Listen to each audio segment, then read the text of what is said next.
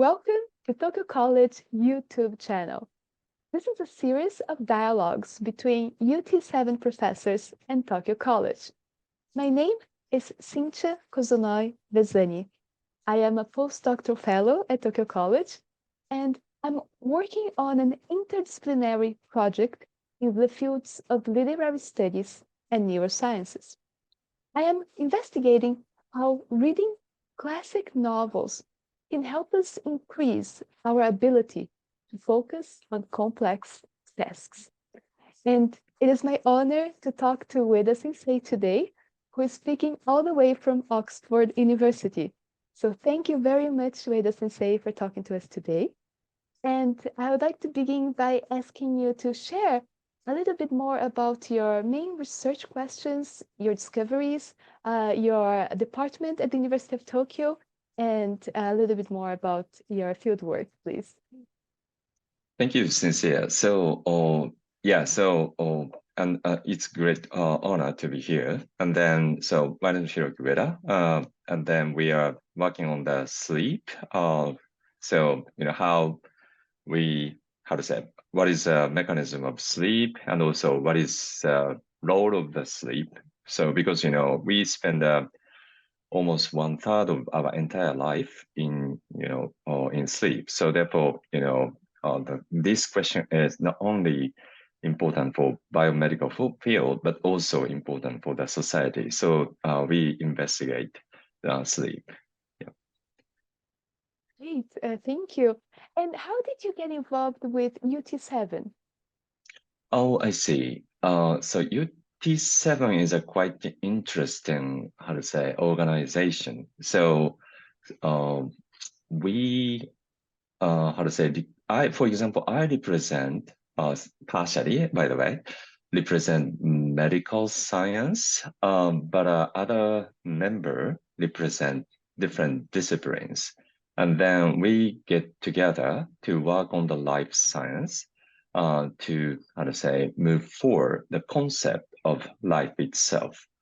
For example, life mean that, how to say, um, life science is rely on the concept of life, but how to say, we still don't know the how to say, exact definition of life.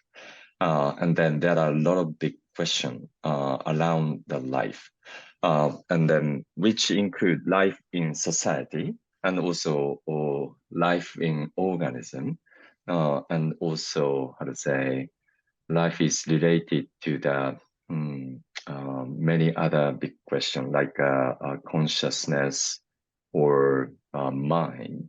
So that is why we think that is not limited to that one particular discipline, but should be, how to say, broadened and also related to the multidisciplinary field. So that is why we get together, work together, and then hopefully solve together what's alive. Yeah.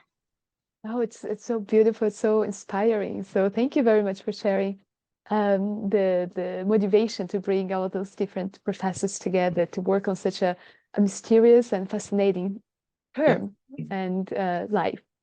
But even before talking about the present and the future, if you Yes. allow me, I'd like to go to the past and ask, Okay. when did you realize or did you decide that you would like to become a scientist?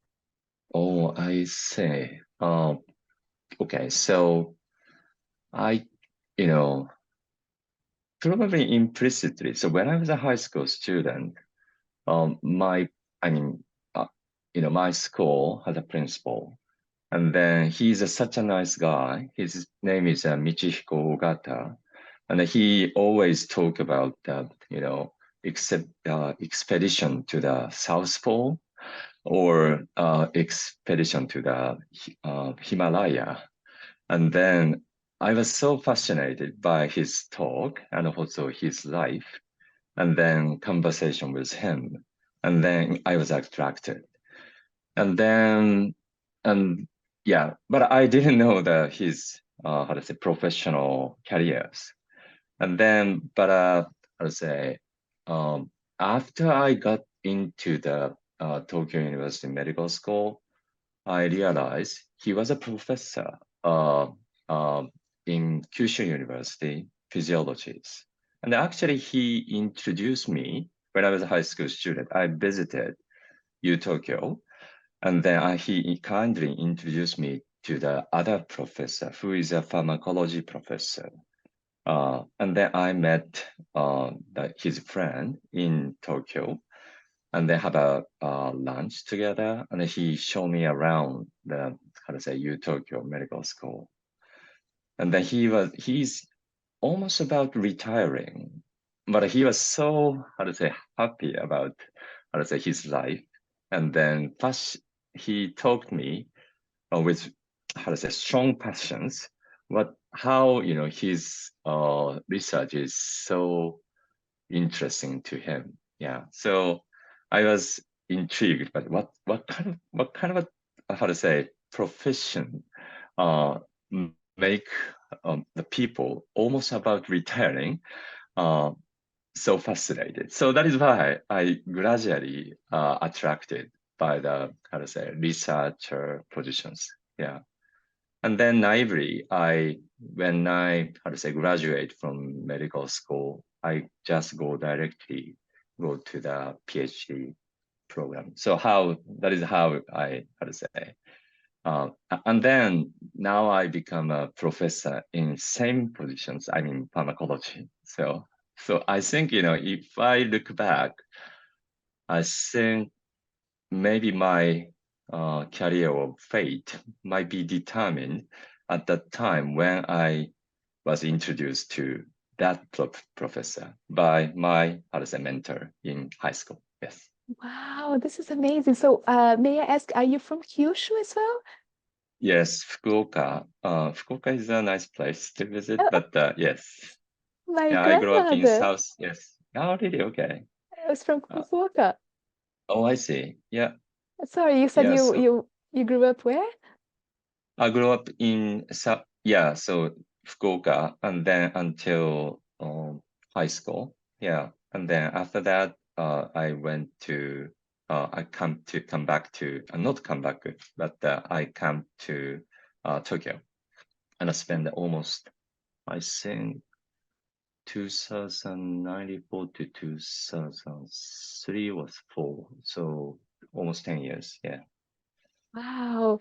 And I thought it was, again, very, very inspiring to think about this mentor and then introducing you to this professor and how that really sparked your eyes to discover this, all the possibilities of things that were not visible for you in the sense of the South Pole or the Himalayas. So what a Right. beautiful experience and how the cycle is right there. Yeah, You met this person and I wonder if you're familiar with the open campus events that the University of Tokyo hosts. And also this year, right, during the same week, students from Kumamoto came to visit the I campus see. and had the opportunity of talking to them, also from Kyushu. So I think it's very important to maintain this, the open doors to make sure we are I guess so. I inspiring. guess so. Yes, yes.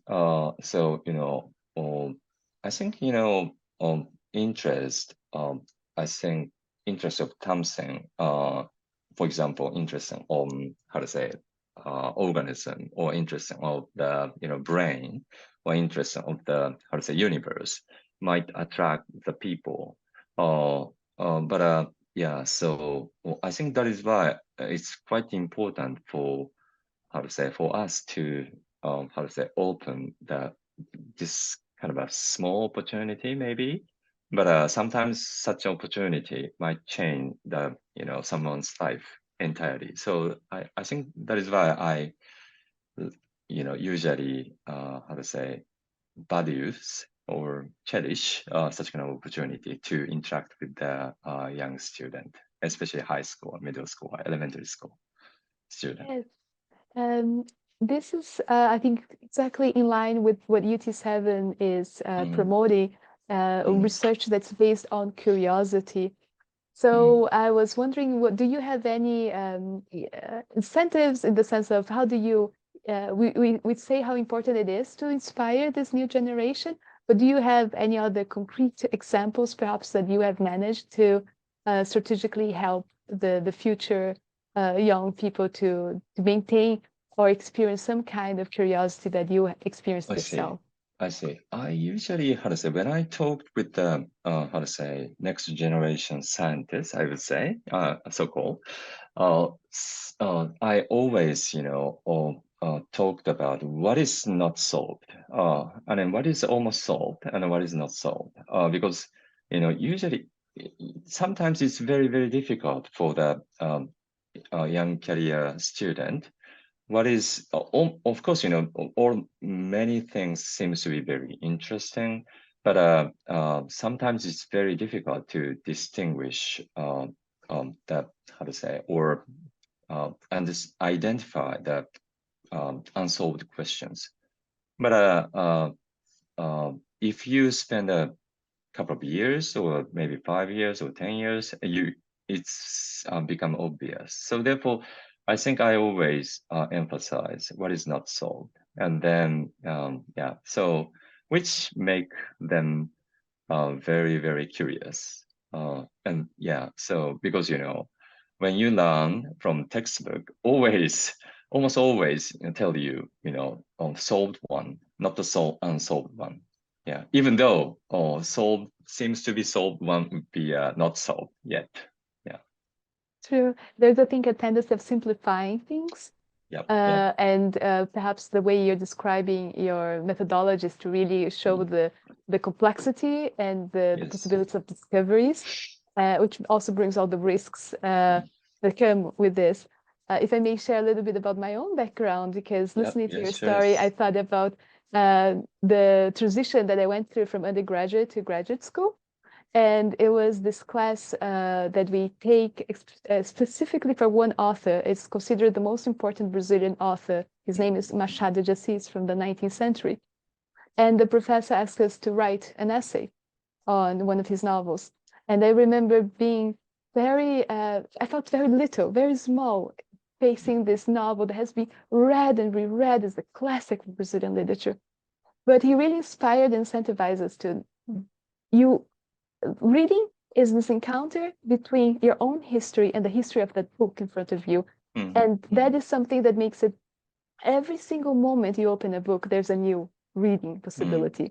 And the same reader in the same book, but it's I always see different. I see yeah And you it always was, change yes I yes, understand yeah and it was this openness of, oh, we don't have to, at that point, to be a very important professor to perhaps find something interesting, different, another possibility of connection that inspired me to find something there. And that little thing opened the doors for me to continue my academic life. So I think this inspiration, curiosity, and incentives are very, very important. And I'm very fond of UT7's initiative to do this in the academic level because we have been talking how it has become very challenging to pursue the real questions when you do have all the expectations from the department and the institution itself. And now, yeah. moving forward, do you have any image of how your discipline would look like in 100 years from now? Oh, that's good questions. Okay. I can always imagine 10 years later, but maybe 100 years later. Okay, that's very, very You can begin with the difficult. 10 if Right. it's better. You can say in 10 Okay. years. Okay. So, yes. Okay. So when I start my career, like around 2000, when I enter into the graduate school in medical school or University of Tokyo, so how to say the cutting edge how to say researches might be on mice, I mean rodent, animal research or primate. And then our professor, I mean, including my mentor, says it's probably a little bit early, premature to move forward to clinical one because it's applications. Sometimes I encounter such kind of how to say opinions, and then I wonder, human research itself seems to be very, very how to say attractive, But I also thought it is premature because technology did not at that time had not yet catched up. So, but after 20 years,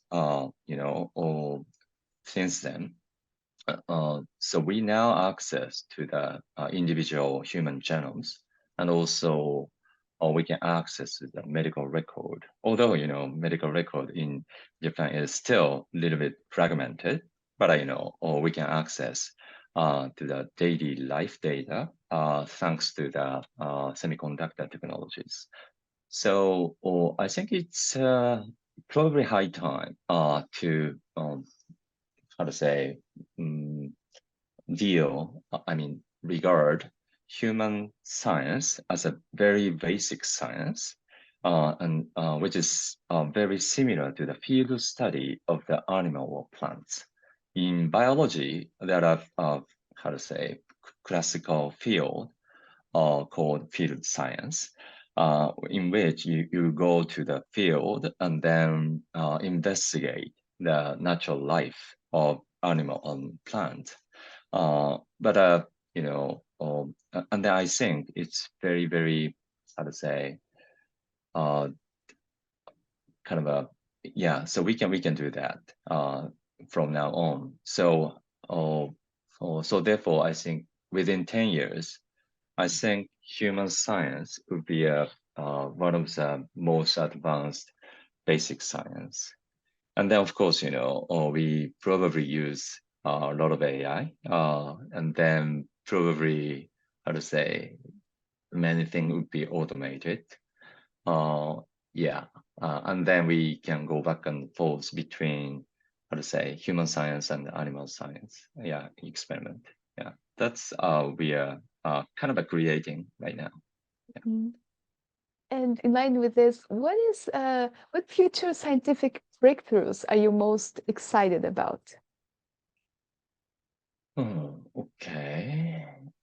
So far, so we are focusing on the sleep, the mechanism of sleep, which is about, how to say, we almost there. I feel it. And then application of the finding from sleep research to the psychiatry disorders or neurodegenerative disorders or neurodevelopmental disorders. Yeah, so a lot of brain related or central nervous system related disorders. Because these disorders is so tough to, how to say, understand or how to say control. But there are many patients who has and suffer from this how to say disorder. So therefore, I think understanding kind of basic brain status such as sleep or non-REM sleep or REM sleep, and then apply it to the very how to say difficult clinical related question. That would be a first breakthrough within maybe, how to say, understanding of sleep within 10 years. But, sleep is just one of the, non-REM sleep and REM sleep is one of the three basic brain status. Remaining status would be awake or wake state, or would be a wake status, which include consciousness. And then we still don't know what is consciousness about or what is consciousness itself. Yeah, so I like to start defining such kind of a question and then maybe come up with the technology which would lead us to solve or at least investigate such kind of questions. Yeah, that would be a maybe second breakthrough, which I can see. But yeah, what do you think? Uh, It sounds fascinating. Wow, I'm really looking forward to seeing this being developed through the research, and that also makes me think about the fact that you're speaking from Oxford right now. Would you like to say something about the importance of partnerships, international partnerships? In this case, I would like to hear more. Are you conducting a similar research in Oxford right now? We recently, okay, so by the way, I'm currently in this moment, in this very moment, I'm in Cambridge. I had a talk yesterday in Cambridge. So that is why this is, my background is Oxford, but, I'm in how to say, hotel in Cambridge, other side of the world for them. But, okay, so Pretty I'm much having a closer sabbatical. between Yeah, Oxford and yes, Cambridge. yes. I'm a how to say having a sabbatical here in UK or usually in Oxford because a couple of years ago, like 7 years ago, we started the human study. Around 2015, we started the human study and we built the human lab and then how to say try to measure the human sleep and then compare it with the wearable. And then we published the first paper last year, first two paper in last year, in which we tried to describe the, how to say, sleep-wake cycle landscape with the 100,000 populations. We start this project, and then we usually use a lot of data, not only from Japan, but also from UK.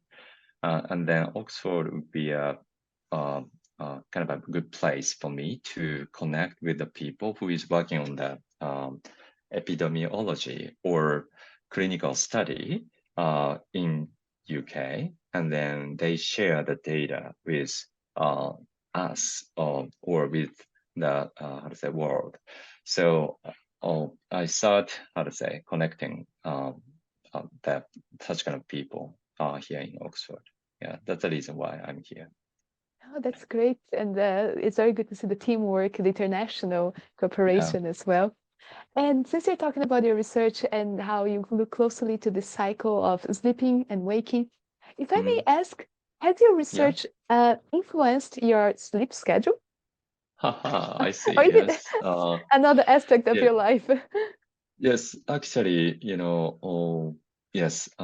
So previously, especially when I was a graduate student or first 10 years as a PI, I sleep around 6 hours, sometimes five, but I'll catch up my sleep maybe. So therefore, 5 to 7. On average, maybe six. Six would be a kind of a minimum time hours for me to survive. But recently, I changed my lifestyle from 6 hours to 7.5 hours at least. Sometimes eight, more than 8 hours. And that, which makes me, how to say, more creative. And then also, we start learning why, good quality of sleep matters because uh, that is a theoretical study conducted by one of the grad students. So he recently discovered that during the sleep, so our how to say site, so maybe network strengths among the brain cells called neuron will be enhanced. During the wake, usually such kind of strength will be decreased or weakened. So which is a little bit counterintuitive because we learn a lot during while we awake. But on average, our brain network will be weakened during while we awake, and then during the sleep, your network strength will be how to say strengthened. So that is why I think one of the good way or efficient way to learn something would be to have sleep. That is very important. I think this is a kind of message that I think we should really spread as much as possible. And I say this because if we look at our daily lives, and even right now, we're surrounded by the screen, electric light bulbs, the computer, the smartphone. All these are light pollutions. And as far as I understand, they can disturb our circadian rhythms. So, Yes, yes, what does your research say about how modern life might be affecting this, what they call understand. perhaps ancient rhythms that you just Mm, mentioned, how the neurons, they have been perhaps coded in a way that they would be more efficient during this time we're mm. sleeping, but our sleep quality has been clearly affected with our modern life. Yeah, so maybe light have a how to say, yeah, of course, light change your clock. So late night light may you make you how to say kind of a mm, okay, so delay your clock. Early night how to say light. For example, if you receive the light around 10 o'clock in the evening, which make your clock a little bit delayed. So make you awake a little bit more. So which push your sleep time zone a little back. But you have to get up early in the morning in the next day. So therefore, your sleep entire sleep time may be suffered, or sleep quality would be suffered from the such kind of how to say pressures. So I don't recommend the reading this how to say uh, I mean watching the smartphone just before the just before you go to bed. Yeah, and also our surrounding technologies such as smartphone or how to say wearable or maybe computer, internet, are kind of a uh, how to say developed in a way which in a way to attract your intentions to that devices, which is not good for your sleep or for your second clock. So maybe you should from yourself uh, separate yourself from the such kind of devices for a while, at least how to say 1 hour or 30 minutes before you go to bed, which make you how to say calm down and also or how to say insulate your clock from that such kind of a light exposures. Yeah.